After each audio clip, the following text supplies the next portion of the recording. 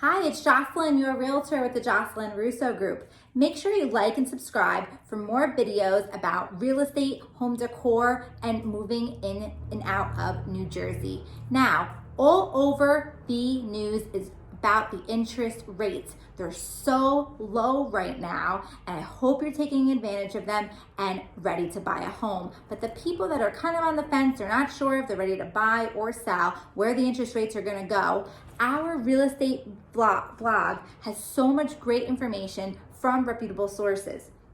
This one is from Freddie Mac talking about where they expect the mortgage rates to remain. And that is very low for the next 2 years. So for 20 and 21, they will stay in the threes, maybe even lower. Take advantage today. If you want this article, please call or text us at 973-321-6033 or click the link below.